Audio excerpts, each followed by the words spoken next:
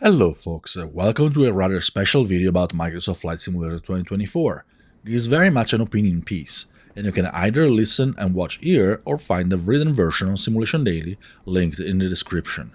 If you enjoyed this video, please like and subscribe to help our channel grow. We're so close to the goal of 1000 subscribers, thanks to your support. We'd also love you to leave a comment with your feedback and your own opinion. When Microsoft Flight Simulator 2024 launched last year, many core flight simulation fans welcomed the walkaround feature with a bit of trepidation, and to see why we have to delve into a small history lesson. The flight simulation industry is a bit of a special case in gaming. When Microsoft closed Aces Game Studio and temporarily shelved the Microsoft Flight Simulator franchise in 2009, it triggered a long period of stagnation. While other developers released flight simulators, they did so with limited budgets and resources, content to cater to a small and gradually dwindling niche of core simmers who basically did nothing else than flying from A to B, drawing satisfaction from the precision of the simulation more than from innovative features that could break the routine. It's worth mentioning that DCS World is an exception, but since it's limited to military and combat flight simulation, it tends to have its own separate trends and fanbase. The civilian flight simulation side of things saw over a decade in which the developers of the flight simulators themselves delivered the narrowest possible products and then leaned on the ingenuity of third-party developers to expand them.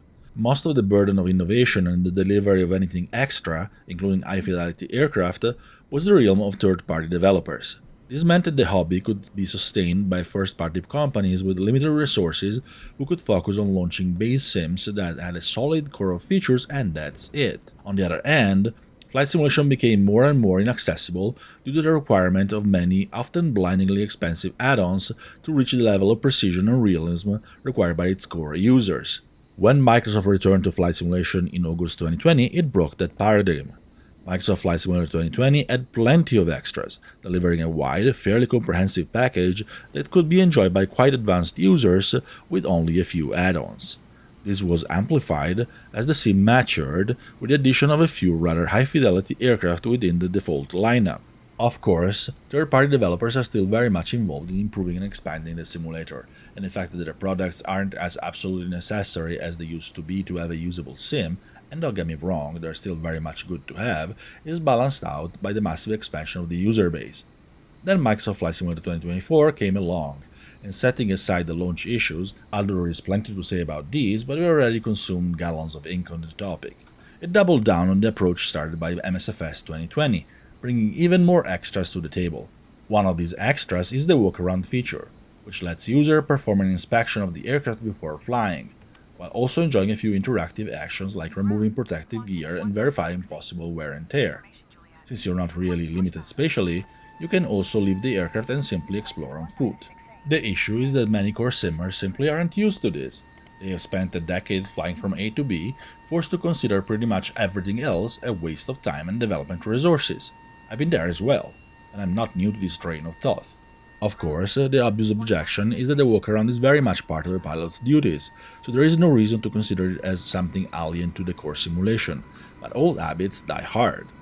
Microsoft and Asobo didn't exactly do themselves any favors by implementing the feature a bit haphazardly, mostly basing it on general aviation aircraft, with engine and probe covers requiring removal.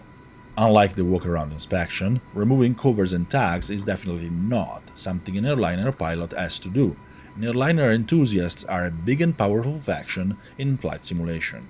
So while many embrace the walkaround feature and enjoy the freedom to explore the world outside of the cockpit and to see their aircraft from a different perspective, many saw it as superfluous and frivolous. Enter Fenix Simulations and the big Fenix update to its Airbus A320 family, released a few weeks ago.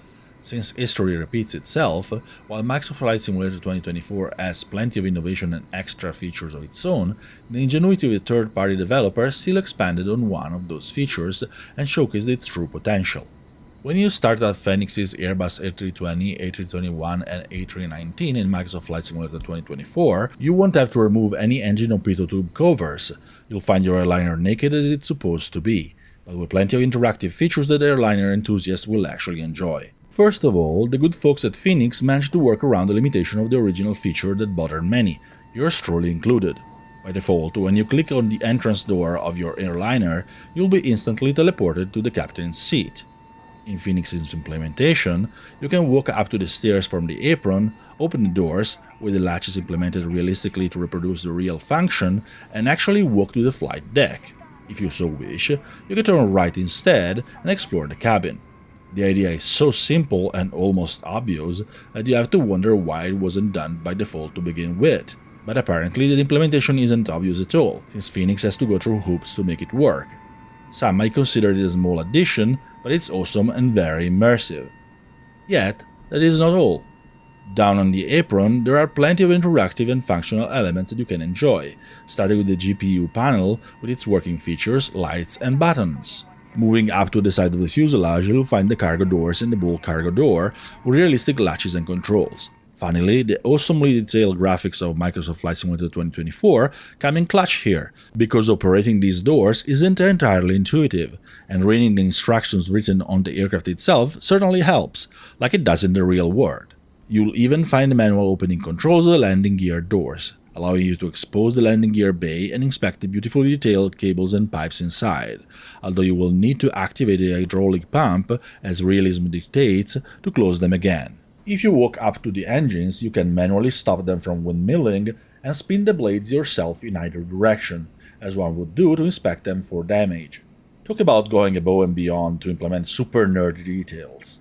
Another rather amazing detail is the fully working fuel panel, which lets you refuel and even defuel the aircraft manually, exactly like the ground crew would do in a real airport.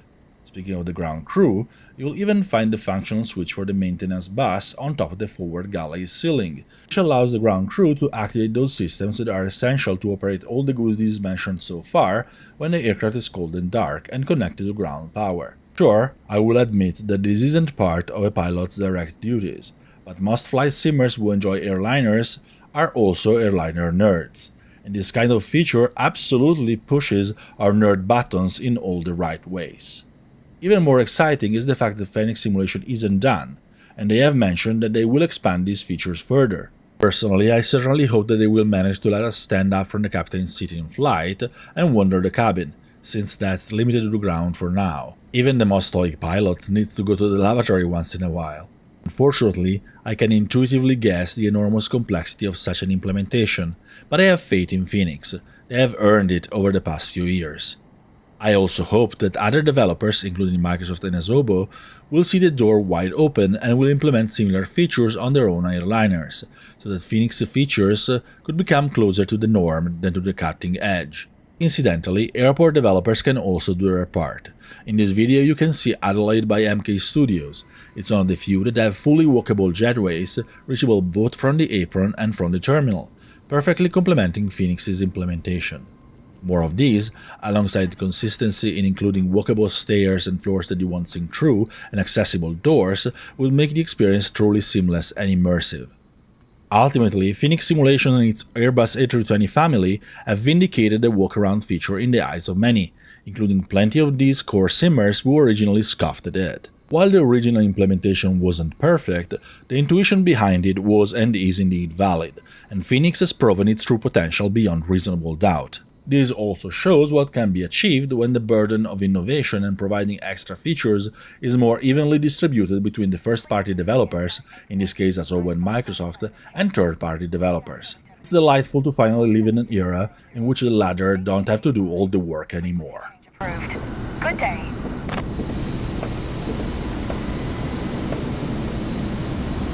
Ground, Rex _ in 4134, Gate 1 tree, Information Juliet. Request pushback. Rex _ in 4134, ground. Pushback approved. And that's all for today. If you enjoyed the video, please like it and subscribe to our channel, and if you so wish, leave your feedback in the comments. Your input and support are always highly appreciated.